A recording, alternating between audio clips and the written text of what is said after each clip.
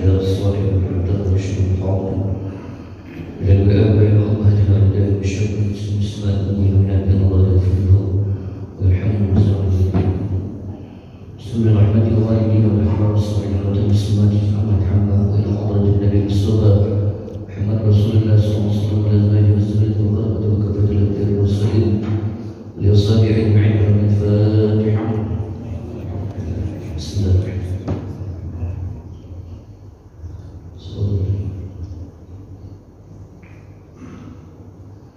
Assalamualaikum warahmatullahi wabarakatuh. Alhamdulillahi wahdah wassalatu wassalamu ala rasulillah Sayyidina Muhammad ibn Abdillah wa ala alihi wa sahbihi wa ba'd. Saya hormati, saya muliakan para alim, para asatidz yang sudah hadir dalam majelis ini, khusus kepada akhirnya guru kita Ustaz Mubion, mudah-mudahan beliau senantiasa dalam rahmat Allah Subhanahu wa taala. Diberikan Allah Subhanahu wa taala kemudahan dalam hidupnya, mudah-mudahan senang istiqomah dalam dakwah. Saya hormati sesepuh masyarakat, para pemerintah setempat, jajaran kepengurusan Masjid As-Sayyidi, para jamaah sekalian, Bapak Ibu, jamaah salat subuh yang mudah-mudahan kita senantiasa dalam limpahan rahmat Allah Subhanahu wa taala. Semoga Allah panjangkan umur kita dalam ketaatan, Allah berikan kita kesehatan, Allah lapangkan segala kesempitan, Allah mudahkan segala kesulitan. Doa kita, hajat, keinginan kita dikabulkan. Yang belum haji umrah insyaallah nanti pada saatnya akan disampaikan. Semua kita dunia akhirat akan diberikan keselamatan. Bapak Ibu hadirin yang dimuliakan Allah Subhanahu wa taala, memuji kita bersyukur kepada Allah Subhanahu wa taala tanpa terasa. Bapak Ibu, hari ini kita sudah berada di hari yang ke-13. Udah 13 ya? 13, 14, 15. Intel yang itu nak hari ini kembangan 13.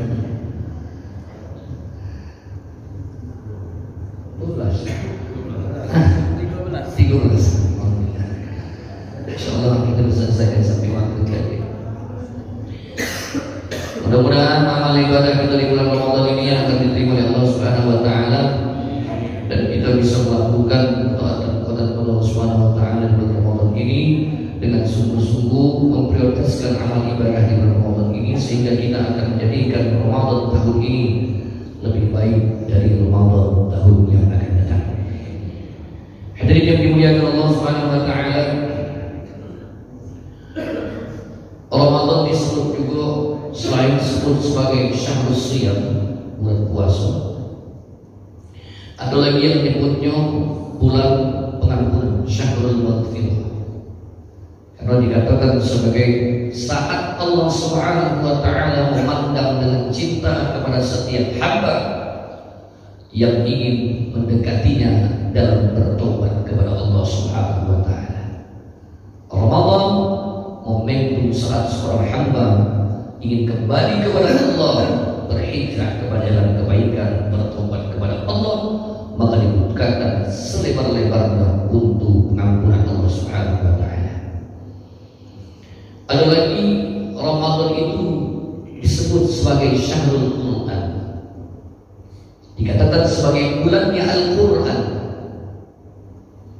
Ulama menyimpulkan bahwa Al-Quran itu diturunkan di bulan Ramadan, maka Bapak Ibu, Ramadan disebut dengan syahrul Quran.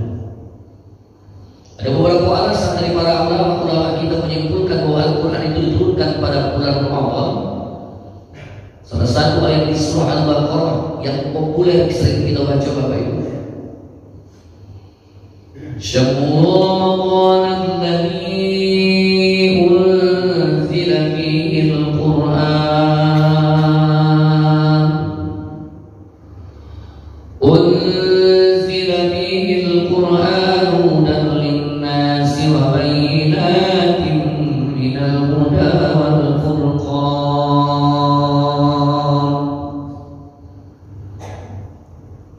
Pada bulan Ramadan diturunkan Al-Quran.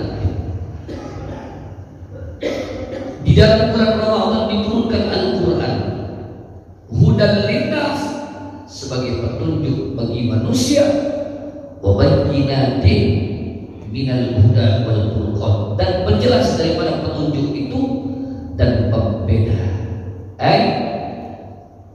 Al-batil al-haq bainal batil wal haq, antara yang buruk dengan yang baik. Maka tujuan Al-Quran diturunkan oleh Allah Subhanahu wa Ta'ala kepada kita adalah untuk menjadi petunjuk. Bahasa petunjuk ini Bapak Ibu berarti ngajangi kita, nunjukkan kita, ngalahkan kita, itu namanya petunjuk, Pak. Kita kalau tidak tahu jalan, tengok petunjuk jalan. Kalau zaman dulu Bapak Ibu nyari plang di mana jalan ini. Sekarang tidak lagi. Pakai aplikasi, pakai Maps. Nah, kemana? Nah, Masjid As-Sayyidi. Dari pintu besi dapat di situ. Ketik baik Masjid As-Sayyidi Pak Jo. Maju 200 meter, belok kanan. 300 meter, belok kiri. Naik jembatan Kertapati, lurus. Setelah itu lewat Payopo, belok kiri. Lurus, ada lampu merah, berhenti. Lurus, depan IP, ada lagi. Lurus, depan Jelitas, berhenti lagi. Lurus, sampai Payopo depan Polda, belok kiri. Terus lewat STM, muter balik kanan. Sampai depan STM ada simpanan, masuk kiri. Lurus baik, lewat Mantigo, belok kanan, nyampe di situ. Anda telah sampai. Mak zaman sekarang Pak, meskipun kadang-kadang ada sastra gitu Pak. Ustaz aku pernah ceramah di daerah Baju. Melok ini petunjuk arah Maps. Sampai di situ masjid itu Pak, tak ada tembok. Nah, juga kalau kio aku ada di sana itu, cari di mana? Rupanya lorongnya sebelah Pak, salah lorong sebelah, di mana lorongnya? Nah, itu petunjuk. Maka orang dengan petunjuk akan mudah. Bagaimana ketika Allah Subhanahu wa Ta'ala menjadikan manusia, memberikan petunjuk untuk apa? Petunjuk biar manusia itu benar arahnya, tahu jalannya, lurus tempat perjalanannya sampai kepada apa yang beliau inginkan sesuai dengan petunjuk itu dan sesuai dengan Allah berikan kepada manusia. Bagaimana manusia itu tidak saja mendapatkan kebahagiaan di dunia, tapi juga nanti justru mendapatkan kebahagiaan di akhirat. Inilah Al-Quran. Maka jangan jauh-jauh dari Al-Quran, hadirin. Rugilah orang yang jauh dari Al-Quran, merana orang yang meninggalkan Al-Quran. Bahkan bisa jadi banyak orang yang sekarang menganggap Al-Quran hanya sebagai aturan-aturan biasa. Bahkan banyak yang berani menyampingkan ajaran Al-Quran demi untuk menegakkan aturan-aturan buatan manusia. Pernah ada kamu nengok ada video viral Pak? Ini live aja ya. Live ya. Oh, sudah, itu agak hati-hati mungkin.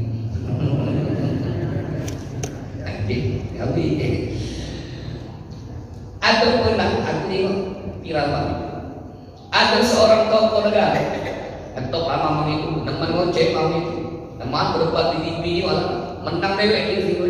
Paling benar dia, paling hebat dia, paling pintar dia, paling ahli tafsir dia, paling ngerti agama dia, paling ngerti hukum dia. Tak usah sebut namanya. Nantilah dia ngomong itu. Ya. Yang baik sudah tersebut. Ngatakan jangan bawa ayat Al-Quran yang sifat ayat Al-Quran itu bisa menyinggung perasaan orang-orang yang bukan Islam. Kata dia, ini tidak boleh disebut. Surah Al-Ma'idah 51 tidak boleh disebut.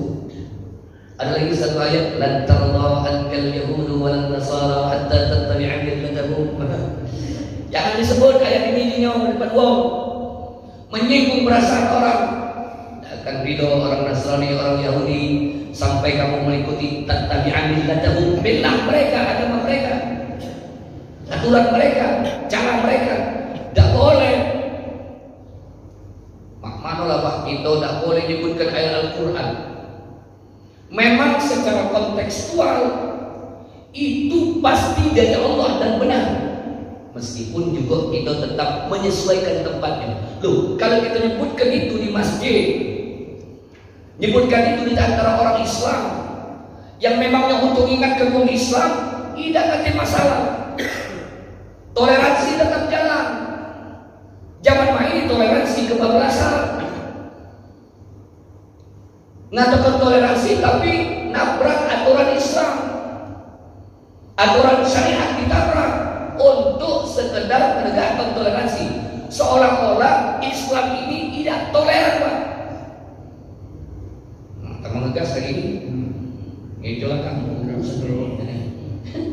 seolah-olah tidak toleran, Pak.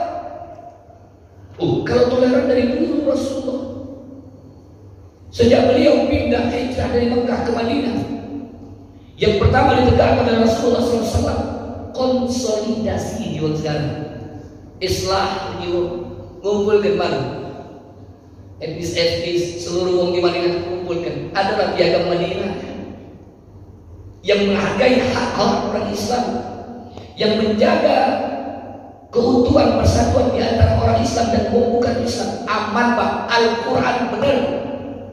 Jadi jangan takut kita menegakkan aturan Islam dan kita seolah-olah Al-Quran ini tidak cocok dan tidak up to date untuk kehidupan zaman sekarang.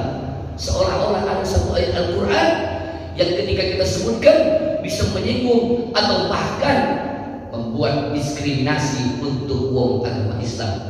Zaman sekarang terbukti banyak orang yang meninggalkan Al-Quran. Kalau beriman, Pak, aman, Pak. Aman. Al-Quran itu tempat sekali. Dalam urusan hukum, aduh. Dalam urusan syariat, aduh. Dalam urusan kita mengetahui apa yang akan terjadi, aduh. Barang yang sudah terjadi, aduh. Karena Al-Quran itu Bapak Ibu, dulu, sekarang, dan nanti adalah hukum Allah yang pasti kebenarannya dan selalu tepat pada masa. Inilah Al-Quran. Jadi pertama, Pak, jangan tinggalkan Al-Quran. Yang kedua, hadir. Jadi bagus tuh ini, sampai ini ada 15, Ustaz. Gejolan kamu, siapa tahan? Kalau kamu tahan dengar, kalau tahan aku tahan ngomong, aus-aus lah begini. Kita jam 9 kita selesai. Nah baliklah kamu ya. Bu, jangan khawatir, Pak. Majelis taklim di bulan Ramadan ini tidak bakal sia-sia. Rugi siapa yang punya kesempatan hadir di majelis taklim tak galak. Kata Nabi, man hadara masjid dan majelis al-ilm di Ramadan kana kullu qadamin ila ibadah tasana. Siapa yang hadir di majelis taklim pada bulan Ramadan, setiap langkah kakinya akan dihitung sebagai pahala sama dengan ibadah 1 tahun. Jadi Bapak Ibu yang datang di sini, insya Allah pahala dilipatkan dari Allah Subhanahu wa Ta'ala. Meskipun ngantuk, Pak, meskipun ngantuk, kamu yang ngebe, sah pahalanya, Pak. Akan ada hadis yang kami pelajari masih kecil-kecil diajarkan guru. Siapa yang hadir 1 saat saja di majelis taklim maka lebih utama daripada sholat 1000 rakaat. Dekat yang sanggup, Pak, sholat 1000 rakaat.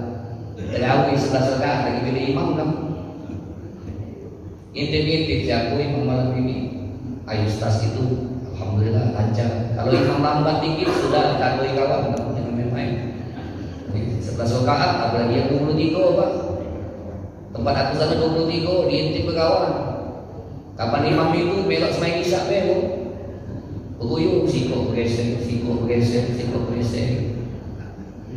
Habis. Alhamdulillahirabbil alamin. Ar-Rahmanir Rahim. Sudah gadang itu. Jadi kamu tarawih sudah sanggup duduk 1 rakaat sama dengan 1000 rakaat. Tapi di pesan dulu aku tidak tahu mendengar Siapa kalau ada orang ceramah katanya, anggul kalau nyuruh ada orang ceramah, ada yang duduk nendeng. Kata beliau kalau ada orang ceramah duduk nendeng.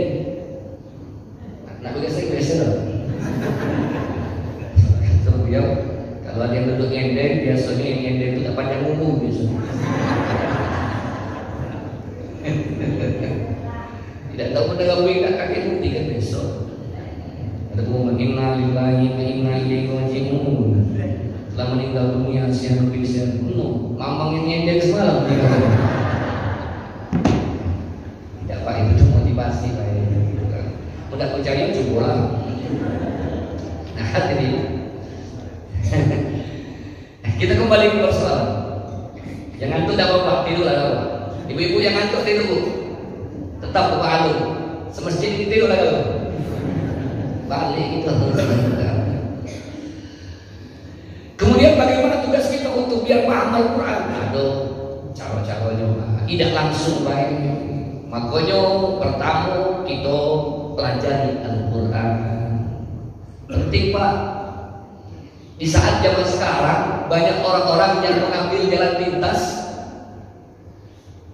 yang merasa agama ini bisa dipelajari dengan secara instan. Ujung-ujungnya dia merasa belajar agama itu mudah secara instan. Apa efeknya adalah mudahnya lagu uang. Zaman sekarang pusing pak. Bu, ibu, bu, nanti bu. Zaman sekarang banyak uang yang secara instan belajar agama. Kadang-kadang Al-Quran tak lebih. Maaf, maconya lagi tak lulus. Instan banyak lagi nyaran uang. Ulama-ulama besar di sana punya. Budak zaman sekarang banyak. Ngaji lagi tak lulus pak. Berani nyala-nyalakan kiai, nyalakan ulama. Padahal dulu tadi Ustaz begitu. Yang namanya belajar agama nih Pak, bukanlah baru balik, baru belajar SMA, baru belajar kuliah, tidak. Bukan dari dulu, dari kecil belajar. Ngadap dengan kiai. Lagu jempu kalau masuk sekarang. Belajar dengan kiai. Baru zaman sekarang baru zaman dulu Pak. Jam 11 baru balik lagi dengan kiai. Dulu. Sekarang ceramah panjang dikit, gotoan jemaah. Capuk ceramah panjang mati gilo lah. Mati gilo pun Ustaz itu aku. Padahal Al-Quran itu luas. Nafsirkan Al-Quran tidak sembarangan. Menerjemahkan Al-Quran tidak sembarangan. Ada syarat-syaratnya. Kalau sekarang udah banyak ulama itu kan terus salah punya agama ini. Perpecah belahan timbul. Beda pendapat timbul, ujung-ujungnya pisah masjid. Salah semayang situ. Pajak tak cocok dengan itu. Ibu ujung-ujungnya begitu, aku nak ikut. Kalau ada permasalahan perbedaan itu tinggal masalah perbedaan pendapat dari ulama. Maka kau zaman sekarang tidak lagi memampukan pendapat ulama, langsung ijtihad dewe. Ayat Al-Quran di beda di ijtihadnya dewe. Kalau bahasa sampai lu siapa kamu baca berani-berani nafsir ke ijtihad dari mana? Makanya diambil pendapat-pendapat ulama yang mereka mengerti tentang Al-Quran, yang menjelaskan tentang Al-Quran. Kita sampai nama Allah dengan kemampuan kita yang awam ini. Dengarkan apa yang menjadi fatwa ulama tentang kebenaran Al-Quran, tentang hukum yang terdapat dalam Al-Quran. Jadi awalnya dulu Pak, kita sama-sama kita pelajari Al-Quran. Jangan takut-takut belajar Al-Quran dulu Bapak. Maaf, mungkin dulu masih kecil atau masih kita remaja, lalai. Atau mungkin orang kita sibuk dengan cari dunia untuk kita. Dia lupa mengajarkan kita agama, ajarkan kita Al-Quran. Mungkin mereka duduk sibuk dengan dunianya, sementara kita dibiarkan dengan kehidupan kita. Jadi kita jauh dari Al-Quran. Mungkin masa lalu yang membuat kita kadang-kadang tidak paham Al-Quran. Tidak ada kata terlambat untuk mempelajari Al-Quran. Ngaji, kalau malu di masjid, panggil guru ngaji di rumah. Banyak mahasiswa Pak sekarang ini yang mereka tuh sekalian dia nunggu satu tempat kosan, mereka ngaji, panggil kalau gengsi di luar ngaji. Dan jangan khawatir Pak, selama kita belajar luar biasa masih Allah berikan pahala untuk itu. Meskipun memang Bapak Ibu yang namanya belajar waktu tua, belajar di waktu muda sangat jauh berbeda. Budak muda dengan orang tua lain Pak, daya tangkapnya beda. Jangankan kamu yang lagu tua, yang muda lagu nih Ben, baru umur 17 tahun 47 tahun Pak. Beda dengan dulu. Kalau dulu ngapal udah lancar, sekarang macet. Tidak usah jauh-jauh Pak, jangankan kita nak hafal Quran, nak hafal hadis, nak hafal ayat, nak hafal hukum-hukum, main latu-latu lagi nak baca lagi gitu Pak.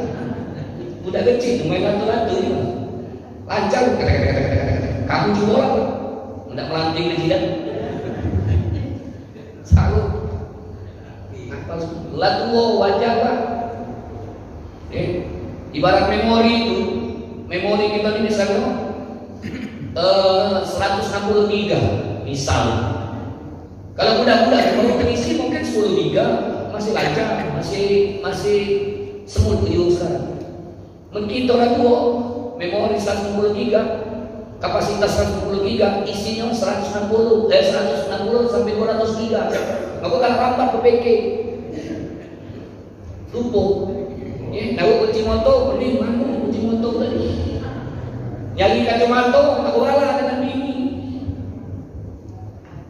Manu kacamata, manu kacamata. Bini itu, astagfirullahaladzim, lupa. Lalu memang lain. Tapi sabar. Dulu kan ada lagunya. Belajar di waktu kecil bagai mengukir di atas batu, belajar di waktu dewasa bagai menulis di atas air. Lewat baik ujung alif alis, no mana yang bisa Pak? Jangan khawatir. Jadi jangan khawatir kita malu untuk belajar. Selagi kita bisa membaca Al-Quran lewat belajar sedapatnya. Allah Maha tahu Pak. Nangis kita ya Allah bertahun-tahun, lalu main baru nak belajar ya Allah, di mana masalah? Aku minta tolong ya Allah, mudahkan.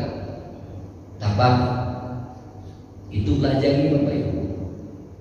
Yang kedua, yang penting juga jangan kita anak kita penting Pak. Bahkan Bapak Ibu seharusnya anak-anak kita itu dia baca ngaji dari lisan kita. Harusnya. Tapi mungkin tak mampu. Amal Ustaz tak jadi udah ngaji, aku ada sebatang, Ustaz yang listrik, tidak tahu. Harus makan. Aku sering dalam ngomong di acara kalimat tasmiyah. Ibu bapak yang punya anak kecil, anak bayi, kalau bisa anak itu kenal Al-Quran, tahu bacaan Bismillah dari mulut rumahnya yang pertama. Rebut Pak itu Pak, anak itu bisa Fatihah yang pertama dari mulut rumah bapaknya. Karena dia bakal amalkan bacaan ini seumur hidup sampai dia mati Pak. Anak kita tahu Fatihah dari kita. Insya Allah selama dia baca Fatihah, dia amalkan Fatihah, wong tuanya yang dapat pahala pertama mengajarkan Fatihah kepada anak-anaknya. Tapi mohon maaf, seandainya orang yang mengajarkan anak kita bacaan Quran, mereka kenal Bismillah dari orang lain, mereka kenal Fatihah dari guru ngajinya, yang beruntung wong tua bukan wong tuanya, tapi orang lain bahkan guru ngajinya yang dapat ganjaran pahala berkat ngajari anak-anak kita bacaan Fatihah yang diamalkan dia sampai seumur hidup. Uji Pak kita. Kalau pertama, kalau tidak bisa dia antarkan anak kita, harus tegas keras kita tentang anak kita, tentang Al-Quran. Sering anak-anak zaman sekarang banyak tidak bisa baca Quran. Saya di guru Pak. Di SMP itu, di SMP. Dari sekian anak yang baca Al-Quran itu cuma berapa persen yang bisa. Secara umum, lancar gak lancar, benar gak benar, mungkin bisa jadi 50%. Lancar gak lancar. Yang lancarnya itu paling kenceng 30%. Yang benarnya paling kenceng 15%. Yang tahu artinya paling kenceng 0,0 sekian persen. Disuruh baca Fatihah lagi macet, baca wal asri tak habis-habis. Tertukar. Wal asri innal insana lafi khusr illa alladziina aamanu wa 'amilus shalihati falahum ajrun ghairu mamnun. Kuliah tak habis-habis.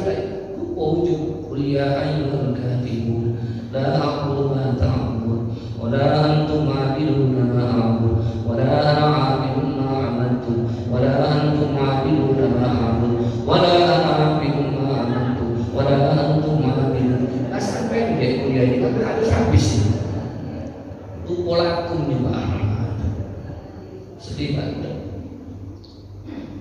Hadirin, maka yang pertama belajar Al-Quran. Sudah belajar tapi berat. Dari lain-lain Pak. Ada lidahku yang utuh, ada lidahku yang lancar, ada lidahku yang kelo. Ada daerah-daerah tertentu Pak yang lain, logatnya lain, makhraj hurufnya lain, karena memang bawaan lidahnya. Makanya di Al-Quran itu ada namanya qiraat sab'ah. Ada macam bacaan, 7 macam bacaan dari ulama qiraat lain-lain. Karena di daerah lain, tempat lain, seperti waktu A jadi waktu E. Itu wong tertentu yang baca waktu E itu wong yang ngerti qiraat sab'ah. Qiraat 7 itu tidak usah baca kepakaran.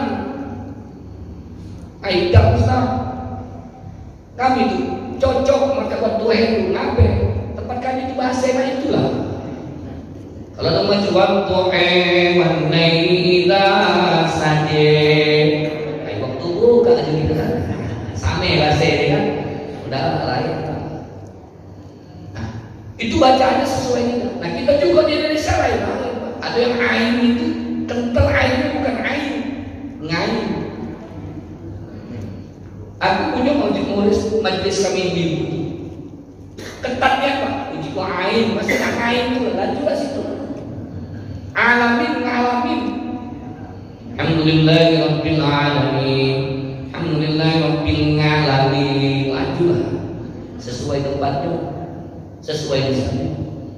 Ada tak jadi lam. Alladhi ada daerah tertentu Pak. Itu logat. Ada logat lain Pak, yang huruf I jadi E. Uwe, coba kamu hilang dia. Kenapa ada itu? Alhamdulillahi rabbil alamin, Ar-Rahmanir Rahim, Maliki yaumiddin. Itu dia makmuin Pak. Maka jangan terkejut Pak kalau imamnya ngomongin agak tegas. Uji orang malam, imam mamang itu memang bawaan. Meskipun aku ngomongin dan juga itu. Hadirin, jangan khawatir Bapak sudah belajar, tapi kita pengen baca Al-Quran. Selama kita belajar hadirin, Pak insya Allah tetap diberikan Allah Subhanahu Wa Taala pahala. Mana dalilnya? Ada satu hadis dari Mu'adz. Kata Nabi, man qara al-Quran, bukan al-mahiru bil Quran, orang yang mahir Al-Quran, kata Nabi, orang yang paham Al-Quran,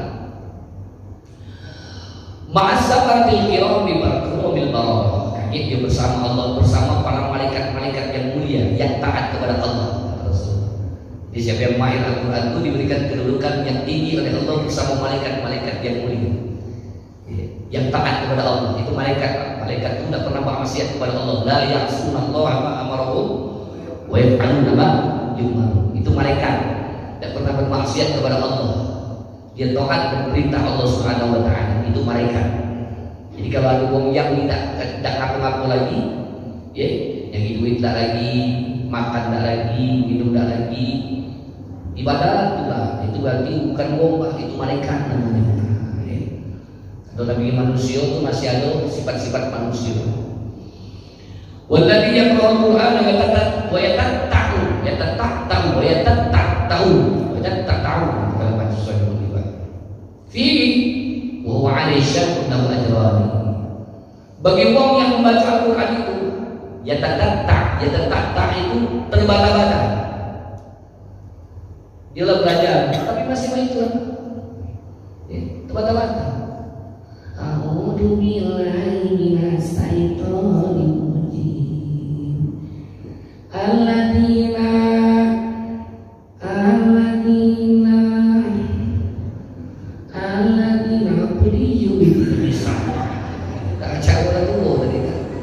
tapi dia belajar terus di dalam wa wa'ani sya'atun lahu ajran. Dia di dalam membaca Quran tadi sulit, ada kesulitan, tapi dia pengen belajar, terus belajar. Walahu ajran, falahu ajran, bagi dia mendapatkan 2 pahala. Ulama menyimpulkan 2 pahala baru. Pahala dia baca Al-Quran, yang kedua pahala mujahadah dia untuk belajar Al-Quran. Jadi jangan takut-takut Bapak Ibu, selagi kita masih belajar baca Al-Quran, insya Allah dapat pahala. Cuman pesan aku, kalau baru belajar, tak usah melok, tak usah pegang mic, tak usah. Pegang mic, baca 3 mikro dulu, bukan ketemu lama ada yang tidur. Wa minan nasi man yaqulu amanna. 3 mikro dulu, mama itu baca. Jika kan sudah, nanti kau kami nanti dulu gitu. Baik. Nah, Al-Quran itu jangan takut untuk belajar. Kemudian sudah bisa baca Al-Quran. Iqra'ul Quran fa inna ya'ti yaumil qiyamah syafi'an di ashari. Baca terus Al-Quran, nanti hari kiamat dia menjadi syafaat bagi orang-orang yang selalu dekat dengan Al-Quran. Hadirin, pertama amalkan Al-Quran, yakin dengan kebenaran Al-Quran. Sebelumnya adalah kita belajar Al-Quran, pahami Al-Quran, masukkan Al-Quran dalam hati kita, ajarkan anak dan keturunan kita dengan Al-Quran. Jadikan generasi Al-Quran mereka sebagai orang-orang yang cinta Al-Quran. Jadikan rumah kita sebagai tempat berkumandangnya ayat Al-Quran. Jangan pernah siang Bapak Ibu, jangan pernah lewat saatnya hari rumah kita untuk terdengar satu ayat Al-Quran saja. Karena dalam rumah itulah akan diturunkan Allah rahmat. Ketika orang-orang yang berada dalam rumah itu dalam keadaan saleh, mereka ibadah kepada Al-Quran dan dia berada dalam Al-Quran, mereka berada dengan beribadah kepada Allah, mereka mengamalkan Al-Quran, mereka tak pernah berhenti untuk membaca Al-Quran, mereka menjadikan Al-Quran berada di dalam hati mereka, maka rumah tangga itu akan memancar cahaya sampai ke aras. Apalagi wong kampung yang semua mereka membaca Al-Quran, mereka mengamalkan Al-Quran, mereka mempelajari Al-Quran, kampung itu akan dijadikan Allah baldatun thayyibatun wa rabbun ghafur. Kampung yang penuh ketaatan rahmat Allah diberikan oleh Allah Subhanahu wa taala. Di mana tempat orang-orang mereka taat kepada Allah Subhanahu wa taala. Semoga kita termasuk hamba-hamba Allah yang taat kepada Allah, termasuk Al-Quran kita jadikan sebagai pedoman hidup kita, terutama di bulan Ramadan.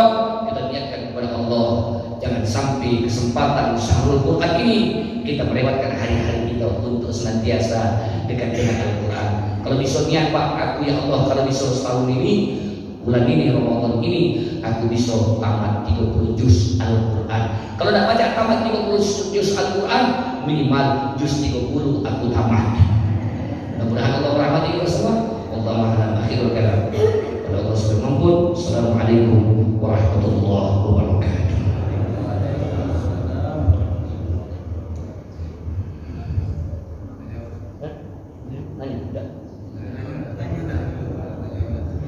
Bapak Ibu yang ingin bertanya, kami persilahkan. Nanti biasa dia nak dia nak pegawai.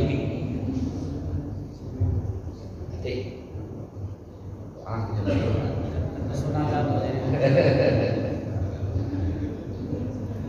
Sebagai kita sambung tadi. Kalau jam 6 Pak, yang ladinas lagi lisan, tamat nih Pak.